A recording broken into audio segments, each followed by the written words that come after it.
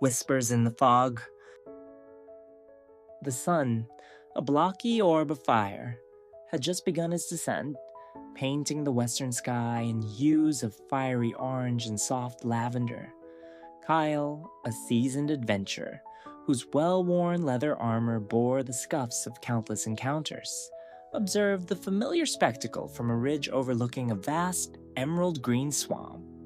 He was a wanderer by trade, a seeker of forgotten temples and rare minerals. His pickaxe and sword as much a part of him as his own shadow. Today, however, a strange premonition gnawed him. The air, usually thick with the buzzing of insects and the croaking of frogs, held an unnatural stillness. Then it began. A subtle, almost imperceptible shift in the atmosphere. From the swamp's heart, a pallid mist began to crawl.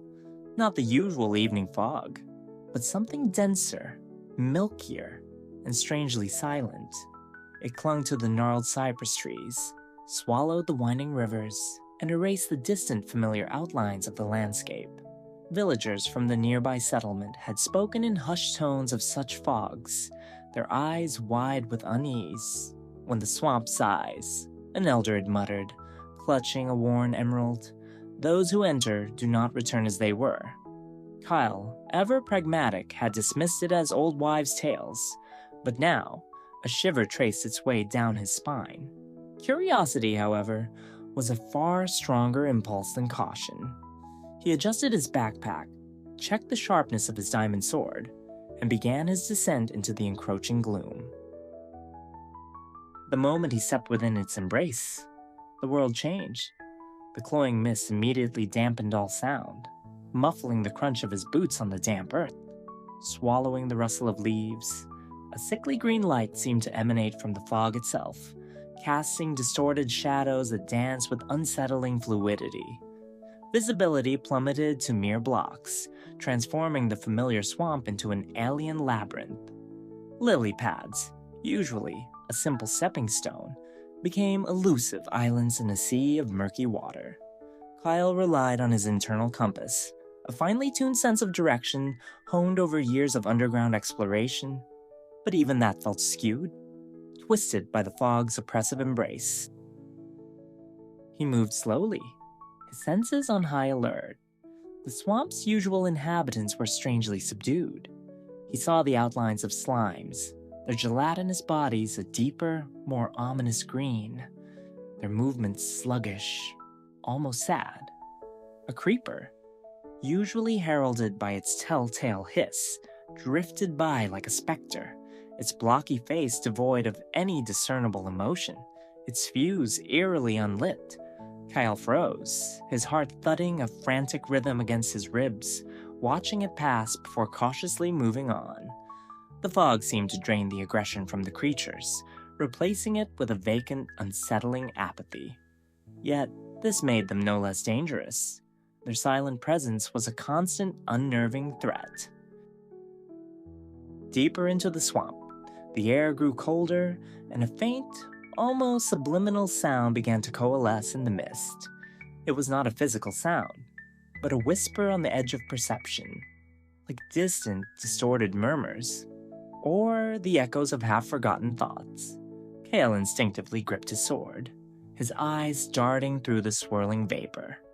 He pushed through a thicket of weeping vines, their tendrils heavy with moisture, and stumbled upon a clearing. There, silhouetted against the emerald haze, was a villager. Not a zombie villager, not a husk, but a standard villager. Their brown robe damp and their arms hanging limply by their sides. Their blocky nose twitched, but their usual, inquisitive hum was absent. Their eyes, wide and unblinking, stared not at Kael, but through him, into some unseen distance. Kael approached with extreme caution, his hand still on his sword hilt. The villager didn't react, didn't flee, didn't even acknowledge his presence. Their lips moved, silently, as if attempting to form words that never found voice. A low, mournful sigh escaped them, a sound of profound desolation. Kael noticed something peculiar. Small, glowing fungi, the color of bruised amethyst, were beginning to sprout from the villagers' shoulders and the brim of their tunic. They weren't growing on the villager, but from them, as if consuming them from within. This was the not returning the same. This was the transformation. A sudden, sharp crackle ripped through the fog, followed by a faint, rhythmic clang. It was the sound of a pickaxe striking stone, unnaturally loud and distorted, yet undeniably there. The villager, previously motionless, slowly turned their head, their unblinking eyes now fixed in the direction of the sound. Kael, recognizing a clue, followed the villager's vacant gaze, and then the persistent, echoing clang. The sounds led him deeper still, past ancient, moss-covered structures of cobblestone that seemed to have risen from the earth itself. The whispers intensified here, swirling around him like a cloud of invisible insects, coalescing into faint, disjointed phrases that felt less like words and more like concepts. Lost, change, become, deep. The glowing amethyst fungi became more prevalent, clinging to the skeletal trees and even sprouting from the damp earth itself, casting a dim, pulsating light that added to the eerie ambience. The air grew heavy, almost oppressive. Kael emerged into a larger clearing, dominated by a large, circular pool of black, stagnant water. At its center, a single, massive block pulsed with the same sickly green light as the fog. It was unlike any block Kael had ever seen, a swirling vortex of dark obsidian infused with lines of glowing emerald, constantly shifting and reforming, and around it, moving in slow, almost ritualistic patterns, were several more villagers, each afflicted with the glowing fungi, their faces vacant, their movements like puppets on unseen strings. They were not mining. They were simply standing, their hands occasionally twitching, as if reaching for something intangible. The rhythmic clang of the pickaxe, Kael realized, was not real, but another manifestation of the whispers, a phantom sound born of the fog's influence. As Kael watched, transfixed, an Enderman materialized silently beside the pulsating block. Its obsidian skin shimmered in the strange light, but its violet eyes, usually filled with an intense, burning curiosity or rage, were dull, almost opaque. It stood unnaturally still, not teleporting, not observing Kael, but simply existing. It seemed part of the ritual, another victim of the fog's insidious reach. The whispers now hammered at Kael's mind, a chaotic symphony of fragmented thoughts and images, mining, crafting, building, a yearning for creation, twisted into something monstrous. The fog was not just an atmospheric phenomenon. It was a living, breathing entity, feeding on the very essence of thought and purpose, absorbing it and twisting it into a static, unending loop of existence. Kael's rational mind screamed for him to retreat, to escape this place before he, too, became another vacant shell in the fog's thrall. But something within him, perhaps the adventurer's ingrained need to understand, to conquer, compelled him forward. He raised his diamond sword, its polished blade reflecting the eerie green glow. He knew he couldn't fight an intangible entity, but he could strike at its physical manifestation. With a silent roar of determination, Kael lunged towards the pulsating block, ignoring the motionless villagers and the indifferent Enderman. His sword met the swirling surface with a resonant thud. The block shivered, and the emerald lines within it pulsed violently. The whispers in Kael's mind intensified, becoming a deafening roar of confused, dying thoughts.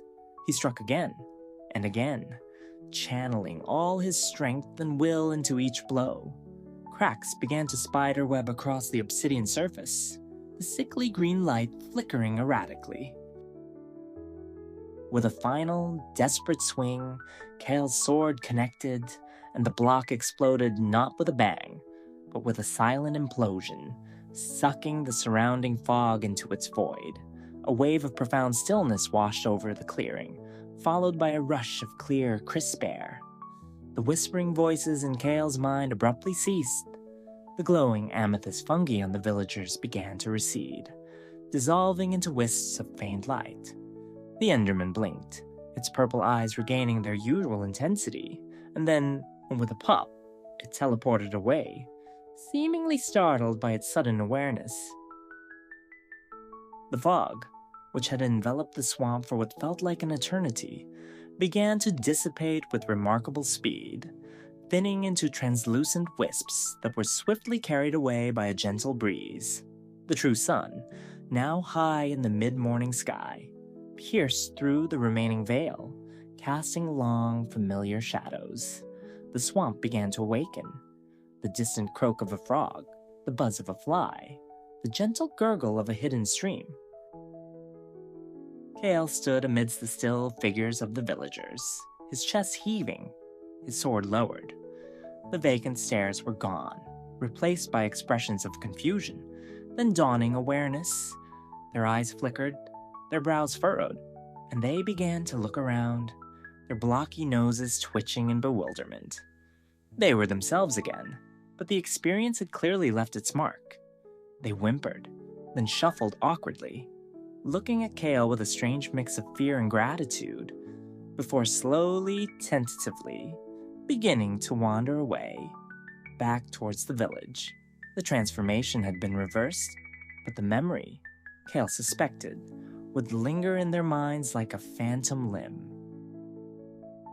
Kael watched them go, then turned his gaze to where the pulsating block had been. Only a circular patch of scorched earth remained, smelling faintly of ozone, and something indescribably ancient. He felt drained, but also exhilarated.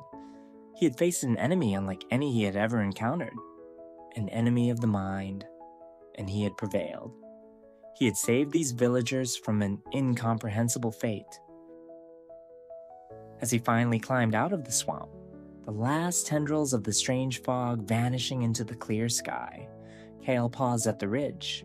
The swamp once again looked utterly normal, a vibrant tapestry of green and brown. But Kael knew better. He had heard the whispers, felt the insidious pull of an entity that consumed thought itself. And as he resumed his journey towards the rising sun, a new caution settled deep within him. The world of Minecraft, he now understood, held mysteries far stranger and more profound than mere creepers and zombies. Some threats, he realized, were not to the body, but to the very essence of who you were. And the memory of those silent, glowing fungi and the vacant eyes of the villagers would forever remind him of the whispers in the fog,